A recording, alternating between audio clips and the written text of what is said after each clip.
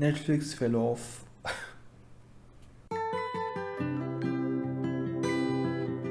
Basically, Netflix fell off. So let's talk about its recent decline and the possible reasons behind it. Netflix has lost 200,000 subscribers since the beginning of this year and is predicted to lose even more, about 2 million subscribers at the end of the second quarter of this year. The stock has been on a steady decline after being up for many years. About 150 employees have been fired, half of them from the animation department, and in Netflix's own words, the firing is not because of a lack in performance, but to cut losses and business expenditure. And finally, there are shows that are being cancelled because they are predicted to be not profitable enough. To combat this loss in subscriber base and profit, Netflix later this year is going to add an advertisement supported option in the subscription model. So basically, you pay less, but you'll have to watch ads while watching shows. Pretty much like YouTube. Also, later this year, they're going to crack down on password sharing. So basically, you won't be able to share your account with other people. It is common for family and friends to have one account and they will share it among themselves and split the costs. That way it is more affordable, but it is obviously less profitable for Netflix. I don't know how that is going to combat the subscriber loss though, because it will surely contribute to it. Now, some of the reasons behind the subscriber loss are obvious.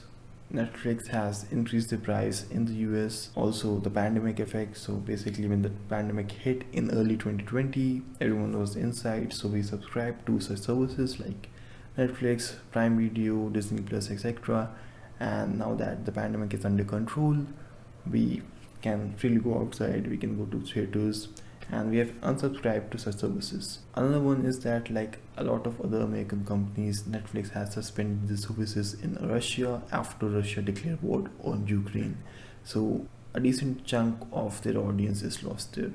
One of the main reasons is competition. Competition that has better shows, that has better intellectual property. So we have Disney Plus, which has Star Wars and Marvel Universe. We have HBO Max, which has the DC Universe.